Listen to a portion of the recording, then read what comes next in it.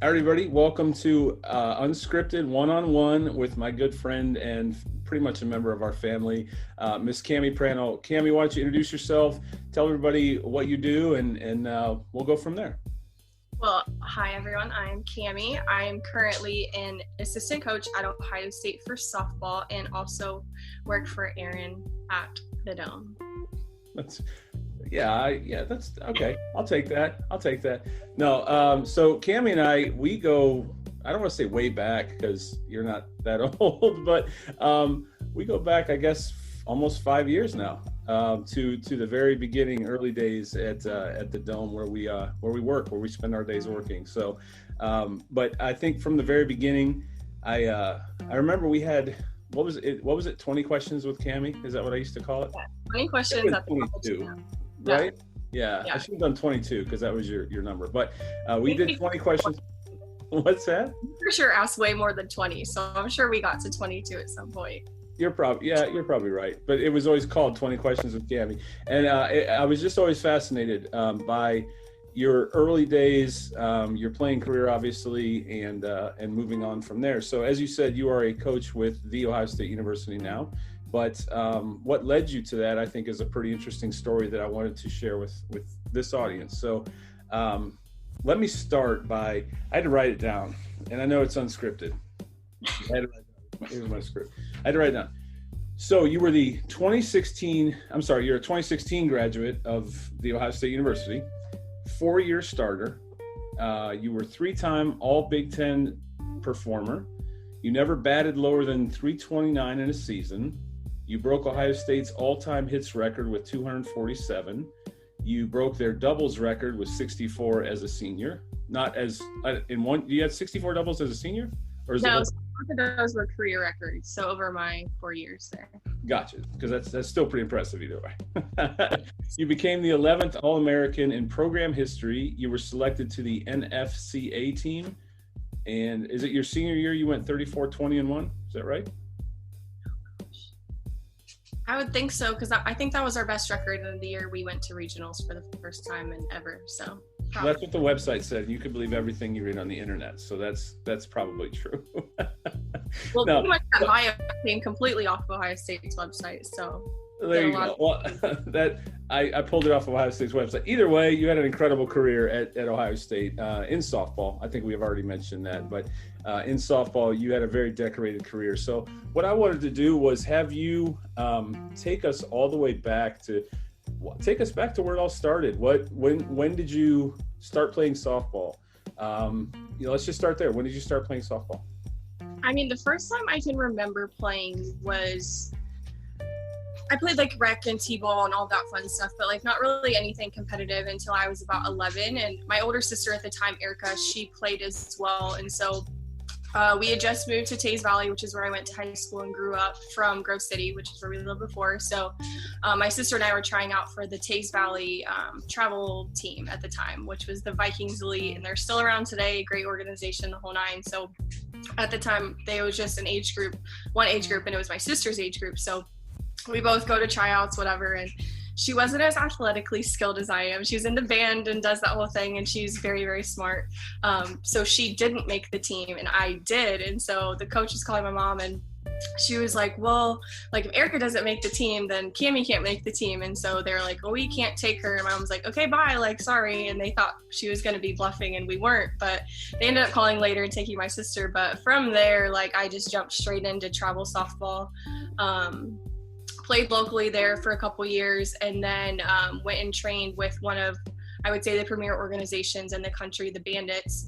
And so from there, it kind of led me to traveling 5 and 6 hours one way to go to practice. So I think that in itself is bonkers when I think about it now, and girls are like, oh, I don't want to drive an hour to go do X, Y, Z. And I'm like, you guys, I had to do this. Like, it's kind of stuff for like whatever you want to do. Like, I knew that my dreams and goals were to be a Division I softball player and make an impact and do all those things. And I kind of had to put other stuff on the back burner as far as friends and going out to a movie or to a party or going to a football Friday night. Like, I didn't have a lot of those. I missed a few dances for softball events, and I don't regret any of it because I'm so happy with where I am and where it's led me to, but it was very hard to understand and kind of grasp at the time. And you said just in case everybody missed that, and there was a couple things in there I'm gonna go back to. Well, first of all, let me start with this. You've never seen League of Their Own, is that correct? I have not. So it was probably because you had to go to practice. We'll say that. League of Their Own is I'm a movie person because I didn't have time for it. Like, there you go.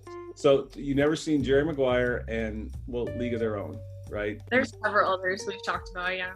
Because you were at practice. We'll just say that. But it's funny because it kind of reminds me of, I think, a scene that I showed you in League of Their Own, and that is the sister and the they wanted the one sister and not the other one.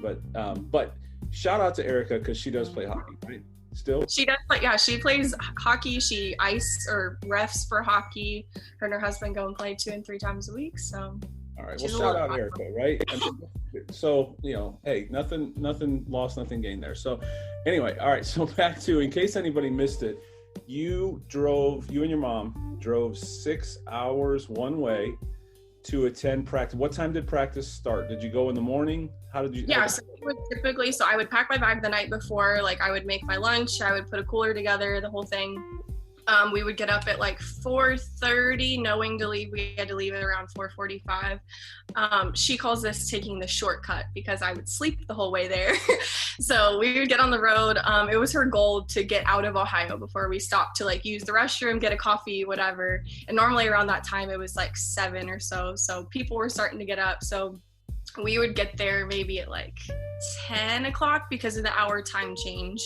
I would change in the car, put all my practice stuff on from like my nighttime or just leisure clothes wearing there, but change, have practice from like 10:30 to like 4 or 5-ish. We would get like a quick McDonald's on the way home and then make it home around 10 or 11. And you did this every weekend? It was pretty much like in the winter time when I wasn't playing basketball. I played volleyball in the fall, so I kind of missed some of that. But when volleyball was over, it was pretty much every weekend, whether we were going to Chicago for practice or we were flying somewhere warm for a tournament. So we would go to Texas and the Californias during that time. Wow. And that went on for how many years? 5. 5 years. 5 years. Nearly every weekend. And then, so let's go back to the actual travel team, because you said you were at a high level. When you talk about a high level travel team, and I think you mentioned some travel in there, because a lot of travel teams, you play local tournaments and those kind of things. What kind of distances were you going to play for if you're playing for a team were they based in Chicago? Yes. So if you're playing for a team based in Chicago, I can't imagine every game was in Chicago, or maybe it was. What was it like? Because that was just practice, was your 6 hours. Right. What were game summers like, and where were you going? How far were you traveling? Yeah, so a typical summer, we were traveling every single weekend, whether it be California for nationals, staying local and doing a few tournaments in Chicago. But over the 5 years I played for them, the closest tournament was in like Crown Point, Indiana. So a 3.5-hour drive. So with that, we went to Missouri several times, Florida, Texas, Georgia's, anywhere we could get good competition in games. Because at the time, like, the organization now has 20 and 25 teams all over the Midwest, whether it be Ohio, Indiana, Chicago, whatever. When I played for them, there was 2 teams, and they were both out of Chicago. I was the first person not from their little area to join the team. And then after that, the Ohio girls just started flocking over to that organization. And not to say I paved the way, but slightly, a little bit, getting them kind of to better competition other than what's in Ohio. And how did you find out about that team? Did they recruit you, or did you know someone? How did you find a team in Chicago? Gosh, I don't even know. I was playing on a team here in Ohio, and we were the best in Ohio. Even several players on that current team ended up going with me to the new team with the Bandits. So we were the best in Ohio. Like, we were traveling and doing all the things that they were doing. We ended up breaking up. There was something that happened with the coaching staff and all that fun stuff. So a big chunk of the team went and made a new team with a new name. And then myself and 2 others end up leaving to go to other organizations. And again, like I said, 7 of that team from Ohio ended up coming and playing on my Bandits team like throughout the years, which was kind of fun. Wow. And so all right. So so the next thing that would happen, I would assume, is, and I think you've told me this once, and maybe it's fair for the audience. It wasn't necessarily your dream to play for the Ohio State University. Is that okay to say? It wasn't originally, but can I tell the story as why I picked it? No, absolutely. Go ahead. It's your show. So at first, like as every other teenage high schooler, didn't really get along with my parents a whole lot. External things, knowing now, like that I know, obviously is very silly. So I wanted to get the heck out of Ohio, get as far away as I could. I was looking at Georgia, the SECs, like Pac-12, like the whole nine, anything as far away as I could get, like the better. So ended up going to visits, do all the things. And so my mom was like, come on, like, why don't you just go take a visit, whatever. And I'm like, okay, whatever, fine, go. She begged me for months and months and months. And I'm like, Mom, I want to get away. I don't want to do this. And so we ended up going, and the first step we took on campus, she starts bawling and crying, like that I just like belonged there and I needed to be there. Shortly thereafter, we went to a game, and there was an Ohio girl on the team, and she literally had like 250 people in the stands, like all with her shirt on from her hometown, the whole nine. And I just wanted that feeling and that support and that love. And I just realized going that far away and being as close to my family as I am, like it wasn't the best decision. And I see people why they want to go away and why they want to stay. But for me, staying was one of the best decisions I made, because over my 4 years, my parents only missed a total of 5 games, whether that be traveling and going across the country. But like having their support there was just unreal. And I don't think I would have had as much success as I did without them being there, like at all. Yeah, that's very cool. And there's other things that we can touch on it, or it's totally up to you. If not, people can find it, I'm sure, on YouTube if they YouTube it. There's great things that have happened with your family and Ohio State, and since your career ended, your mom was a huge fan during your career, but also continues to be a huge fan of Ohio State to this day. So really cool stuff that happened on that. So you decide. Now, did they have a big signing day? Did you do the whole, I'm going to pick this hat over this hat? What were there finalists? Did you have because I think you told me Georgia was somewhere, right? Did you tell me? So yeah, they were my other one. So were you sitting at a table and you had a Georgia hat and a North Carolina hat and a Ohio State hat, and you did the whole, was that how that went, or no? I first want to say, I know it's killing you the amount of times you've had to say the Ohio State University so far, and I feel for you, so thank you. Anything for the podcast, it's all. No, it wasn't like that at all. Like a lot of the things that you see with the guys for football and basketball picking the hats, like that's for right before signing day, and when they can make that decision. Back when I had committed and verbaled, it was my freshman year of high school, so it wasn't like there was a big press conference and all those things. Like I went on campus, they offered me a scholarship, and I said yes on the spot, and then at that point you're allowed to say yes, no, whatever. But then we had like a big special party when it was like my actual signing day, which was on November 11th 2011 at 11:11 a.m. Nice. That's very cool. Yeah, you'll never forget it, right? That's so amazing. That's amazing. So, did I hear you just say you committed as a freshman? Yes. Is that common in the softball world?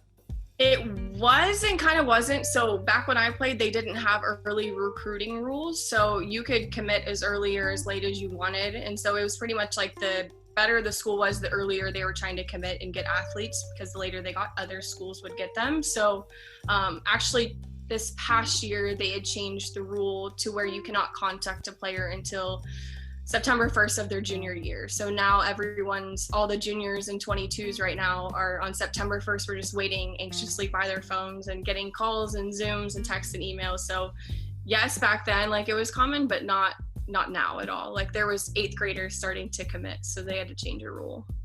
Yeah, and I would think so. I mean, truth be told, for the podcast, during that 4 years of your high school career, was there ever a time where you're like, I want to go to North Carolina or some other place, or were you locked in? You were just committed? Yeah, like once I committed, like I knew I was off the table. My decision was made. Like unless something drastic happened, like that was where I wanted to be and wanted to go. It was unfortunate that there was a coaching staff change right when I came in, but I ended up loving the coach that took over and actually work for her currently. So it wasn't anything like that. But very cool. So after you committed, and you're only a freshman at that time, after you did that, did you feel like the pressure was off? Because you see that a lot with kids that are juniors. You know, they're playing so hard, and then they finally commit, and then the pressure's off. And it happens. You know, they put so much pressure on themselves for that decision. But once it's over with and they've committed, you almost see them relax and go back to playing the way that they used to. You know, I think a lot of them put themselves under so much stress nowadays. You see it, I'm sure, in your current role. You see the pressure that people are putting on their kids or on themselves to commit to Ohio State or commit to a Division I program. Did you feel that after you, I mean, did you just, I imagine you felt free to just play after being.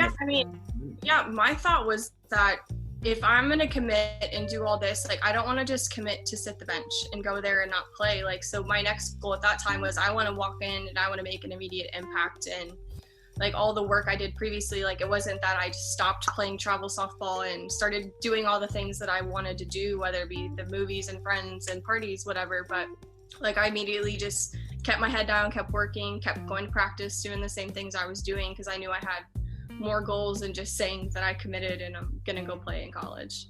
Right. All right. So that was a perfect segue. You could tell we work together every day because that was a great segue to my next question. And that was going to be, all right, you walk on campus, you're a freshman. Take us through Ohio State years, because I know you have a reality show or something you wanted to watch a little later, so we got to stay on time. You got out a little bit there. What was the question? I said, you segued here perfectly for me. So let's go to that. You're walking on campus as a freshman. What's it like? You just said it. You were driven to not just show up. You wanted to be a part of the team and really, have a major role. So you walk on campus as a freshman. Take us through your 4 years at Ohio State. Well, the first week absolutely just kicked my butt. So we had a new coach and she wanted to implement something which was called the gauntlet. And every year now for the past 8 seasons is that every single girl has to touch every step in the shoe before we start practice. So there's over 7,000 steps. So little old me, like 18-year-old self, gets to campus and I'm thinking this is going to be the best time of my life. And the first day of practice, we're touching all the stadium stairs, which only takes about 45 minutes to an hour, which is kind of surprising. But doing that, going into practice, we had a fall season, which went really well. Like, I don't think that I had the best relationship with some of my teammates. I think just for that effect that I kind of just stuck my head down and didn't really want to go do all the extra things, kind of the same way I was in high school. But it was kind of a culture shock at first. Like, I wasn't used to that amount of people, like what was going on, like all of the things I had available to me and to do, and got through it, worked out really well for me. Went home pretty often that year. Even though I didn't have a car, my sister was up on campus, so she'd come get me and take me home often. But it was an awesome 4 years. Yeah. And so, I need better tools. If I need an assistant that could help me with splicing in videos. I gotta learn to splice in videos because I refer to a lot of stuff with people that I've had on the podcast that they've done or a video that they've. So take us through Sports Center Top 10. There's a catch out there, and if again I'm not good enough to splice it in, but if you all will YouTube it, I think it's still probably out there. Cammi Prantl diving catch, or actually you just put in Cammi Prantl. Typically that's the one that comes up, I think. And so hit pause, go look it up, come back, and let's just act like I spliced it in. It was really cool. Take us through the Sports Center Top 10 diving catch. Okay, so just like I remembered my date of my signing day, I also remembered this date because it was the day before my birthday. So we were playing Michigan State. It was like a midweek doubleheader, and it was like absolutely freezing cold that day. It just got raining, snowing, hail, sleet, whatever, like all of it. And we were taking like outfield warm-ups, and the assistant coach at the time, Jenna, she was like, hey, like how cool would it be, you're playing left field, like there's this big puddle of water, you just like dive through it and you make top 10. And it like exactly ended up happening in the game. Like I just knew just to go for it. It was a super close game at the time. Like my pitchers put it all out there, like just had to go for it, and it ended up making it on. Our video guy at the time was absolutely amazing. As soon as the play happened, he spliced it, he sent it to ESPN, and they had it on the reels within like an hour after the game. So that was super fun. Lots of fan love and shouts outs and all that fun stuff. But it was a great catch. I mean, at the end of the day, it was a great catch. And my favorite part is how chill you were afterwards. Like, I mean, you could tell because it was so cold. I know, but I mean chill like cool. Not it looked chill like you're freezing, but because you could tell the weather was miserable in the clip. But you stood up and you just kind of, I think if I remember right, you're like rubbing your eye or something, or maybe getting the water out of your eye. But you're just like, yeah, whatever, and back over to left field. You know, it was awesome. It's a great catch. So take a look at that if you can. All right, I know we're running out of time. You got a reality show to watch. So Big Brother can wait. I DVR'd it. You cut out on this time. What did you say? Oh no, we lost our audio. No, there you go. You're back. Okay, good. We lost audio for a half second. What did you say? Have you heard of YouTube TV? That's what I used to record it. Well, I used to have it prior to the pandemic, and I have heard of it, and hopefully I'll get it back now that the pandemic's hopefully ending. But another story for another podcast. All right, so back to you just made the diving catch. You just graduated, all honors. I mean, just all American, literally. And that's another question that I wanted to have for you, for this audience, the softball audience that may watch. What is it like? I think every guy goes in, and I don't know, I was an intramural champion, and maybe it's the same, because when you're an intramural champion, you graduate and there's no more, I guess you got rec sports for adults, but there's not a next step. You just have to be an intramural champion, which I am and was. So back there in that bookshelf. What's that? No, those aren't awards over there. They're awards, but not intramural champion awards. All right, but baseball has that option. Maybe you get drafted, you go to the basketball. A lot of the sports have a next level. For softball, what's that like? Like to know that, all right, I just played my final game, or is there? And I know there's one option that you took that we'll talk about in a second. But what was that like to know that all that hard work, all those drives to Chicago, 4 years, decorated, all the awards you can think of, and now it's over? Or is it? Or did you have a next dream? Yeah, so when I was finishing up playing, I still wanted to continue playing, and there was actually something at the time that was called the National Pro Fast Pitch League. And so it was, at the time, there was like 6 teams throughout pretty much the Midwest. There was one in Ohio, Pennsylvania, Florida, Texas, whatever. And they would pretty much just travel around and play each other, and same thing as the MLB would do, but a base salary for that league and playing the 60-70 games was $2,000. So I had that opportunity to be able to go and do that at the time. But at the same time, my body was just completely done for. I mean, my senior year, I was pretty much not throwing a single ball during the week during practice, and getting daily massages and the whole thing because I couldn't move my arm and throw a ball, and I needed to catch on the weekends for the team. So I didn't think that playing professional for me was the best after college, just because I physically could barely make it through my senior year with my body. So I kind of took a year off from that. And at the same time with that league, they can only draft seniors. So it's not like if you have a super good freshman year or sophomore year, like in baseball, they just immediately go to the draft and start making money that way. Like you have to be a senior. There's only maybe 20 or 30 girls total throughout the country that get drafted to this league. That's how small it is. So didn't take that route, decided against it just to kind of heal my body, whatever. And then from there, I had the opportunity to play overseas. And that is a lot more, I wouldn't say respected is the word, but it's a lot more available, I think, for American athletes versus playing in the US. So there's plenty of leagues in Italy, Japan, the Czech, like pretty much every European, Asian country has their own league to go play in. So I felt that was a lot more of a fun and exciting time than playing in the US and not making as much, and made a little more money and got to pretty much travel Europe for 6 months, which was awesome. And just in case anybody missed that, because that was going to be my next question, you went and played in Italy. You played professionally in Italy. Take us through that. That'll be kind of, I think, just towards the end here. What was it like to live? Had you ever been out of the country before? And what was it like? You left everything. You left your parents, your friends, your dogs, who are very close and dear to your heart. You left all of that to go to another country for several months. What was that like for you? And what was that like?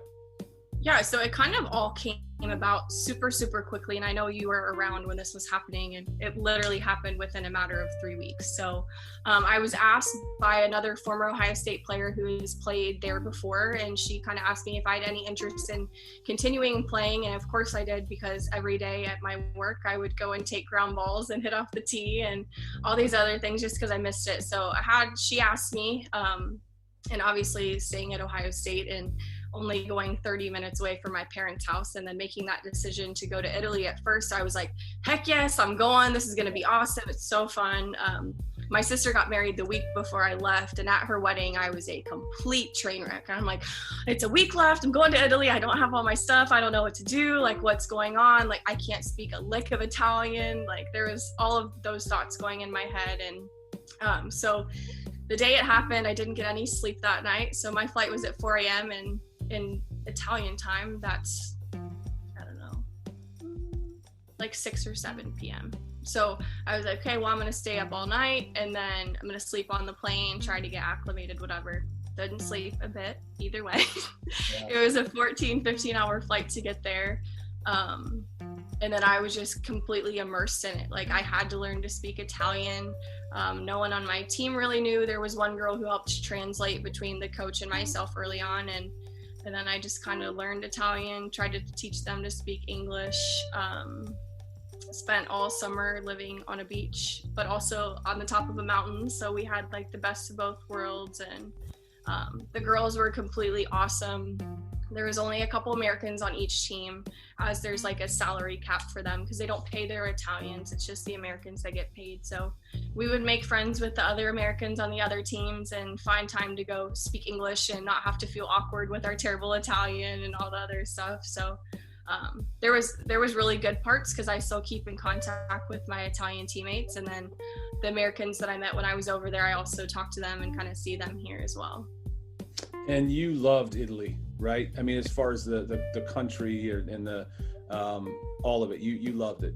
And I think you told me, I don't want to put words in your mouth, but I think you were talking about how simple it was and how close everyone was. And I mean, you loved that when you came back. I remember talking about that. Is that fair? Yeah, it was just the style of living, like the way that people thought about things. It wasn't about doing things right now and on our phones and technology. It's about like spending time with people and the relationships that you build. And it's not always about work and money and getting somewhere and doing stuff. It's about the people. Do you feel that changed you at all? Like, did it change your perception when you came back home? Like, you know what I mean? Did you approach life differently after? 100%. Because at the same time, like, not that it's a third world country by any means, but we didn't have a lot. Like, we didn't have any really washer and dryer in our unit. Someone had to come and sort our trash for us, or we had to sort our trash for them for the recycling. And someone would drive around with like an advertisement on a big truck. That was their idea of a billboard and advertisements. And once a week they would drive around at the top of the mountain and say all the specials for the grocery store for the week. Like, it's just a different style of living, and I loved it. And it just really makes you appreciate all the things that you have. Like, they don't even have fast food windows. Like, you can't go through a drive-through. It's as simple as that. Like, you spend time, you go into the restaurant, you eat. Even at McDonald's, you go and sit and they bring it to you, and it's like a restaurant kind of thing. But it's different. It was very, very different, but I loved it, and kind of wish some Americans and people here would do that. But it's just and different. The food was, so our food is, our Italian food, air quotes, is not close. It's bad. It's bad. There's no such thing as Alfredo sauce in Italy. That's amazing. Yes. That's amazing. So there you go. If you learn nothing else on this podcast, you've learned that there's no such thing as Alfredo sauce in Italy. So no, and then you came back, and so that led you to your next opportunity, which was where you are now. Can you talk to us just a little bit about coaching at Ohio State? What is it so different being back on the other side of the desk, I guess you would say, or locker room or whatever? Is it different to do that now after having played there? I definitely think so. There's a lot of behind the scenes stuff that I see and kind of understand a little bit more. Where my frustration comes is being so close in age to the girls. I'm like, why the heck are you guys doing that? Or why don't you do this? Or all those kind of decision-making processes.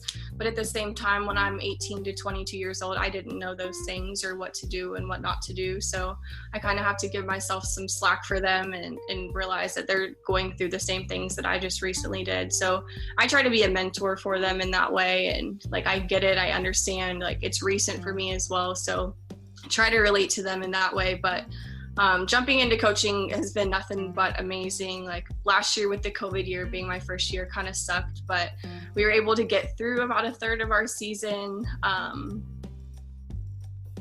And then right when spring break happened is when COVID shut us down. And since then we haven't really had a chance to do a whole lot besides seeing our girls on Zoom and doing some weekly calls and trying to get some guest speakers to keep them excited. But other than that, it's just a matter of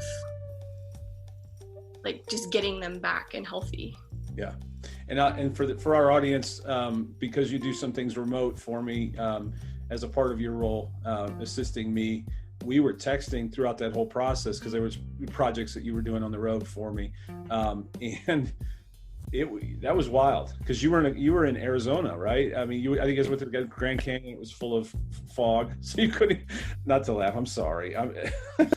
But no. You the Grand Canyon to not see the canyon. Yeah, you couldn't see the canyon. And so, but no, I remember you were in Arizona and I'm in Ohio, and so we were checking in, and I'm like, what are you seeing? And we were talking about being out of toilet paper and water, and I think you had to run to the store for the girls and pick up things, and it was running out, and it was just wild. It was wild for you to be on the other side of the state, or the country, and just what was happening there and what was happening in Ohio, because it was happening in real time and it was happening so fast, everything being shut down and all that. So just a wild time. But so last question, or one of the last questions, I've asked you this before. Is it possible to play for USA? Because I know myself, I really was never really a softball fan, but one thing I do love is watching the Olympics and softball. I'm so glad it's back because it's just an amazing game to me. It's so different from baseball and yet the same. The field's smaller, just all of it. How a pitcher can pitch 5 games in a row and their arm doesn't fall off, or they throw 136 pitches and then come back the next day and throw 100 more. It's crazy to me. But so that being said, I know it's back. What would it take? Could you be on the USA team, or would you want to? It was always a dream of mine to play for that team. But at the same time, when I realized that I wanted to do it, I was late to the party. So they have like a USA Junior Olympic team as well. And so pretty much this is going to sound bad, if you don't get on the junior team when you're 16, 17, 18, it's very political and it's very hard for you to make the adult team when you're out of college in that kind of way. Like, right now, there's a current league called Athletes Unlimited that kind of took over the softball world, and it's the best 60 players in the country playing for it. And there's currently like 10 and 12 Team USA members that are playing for it, and they're not even the best ones there. Like, there's plenty of other girls doing better than them, but because of politics and they didn't grow up in it, and because of what school they went to, they'll never really get a fair shake on it, which kind of sucks. But at the same time, like, I get it. Yeah. Well, it's been fascinating to watch, even your career now that you're, in the business world. You're a huge help to me. We have a lot of fun working together every day. And I've watched obviously the Italy, journey that you went on. And just getting to know you all these years has been wonderful. I hope that anybody that finds this podcast finds it interesting for girls that have that dream of playing at a Division I or playing softball. And I know you're a great resource even to this day. I know there's some limitations to what you can do in terms of lessons for ages and things like that, but you do still do lessons. And there's a lot of girls, and I've even noticed that a lot of the girls that come in still, you are, really, they look up to you a lot. And one of the things that you share with them that you would never say of yourself is not just between the white lines. I know you care deeply about the girls that you do lessons with. You care about their private lives. You advise them on how to, be wise outside of the lines as much as how to play, how to hit a softball or how to field a softball. So it's been great having you on. I'll see you tomorrow. No, it's been great having you on. I hope the audience has enjoyed it, and I hope some girls hear this and hear the dreams that you were able to capture, but how hard you had to work to make them happen. They didn't just happen. I mean, and that could include 6-hour drives one way every weekend. That blows my mind. So thank you for being on. Anything else you want to share before we jump off here? I'll share that Aaron is the best boss ever, and he paid me to say this. No, I'm just kidding. I just thank you for doing this podcast and having me on. Like, not necessarily myself, but the other people I'm seeing on, and the things that you're doing is awesome. And I thank you for sharing that with everyone else, because I know you like to keep a lot of things personal and private, and this is one of your very many things that you're good at, and I'm glad that everyone else is able to see that. So thank you. Those are the nicest words you've ever said to me. So no, thank you very much. We have a blast. And like I said, Cammi's like a member of our family. And I just want nothing but the best for her. And I'm thankful that you were on today. And like I said, I'll see you tomorrow. Go watch Big Brother. Thank you. Yeah. Bye.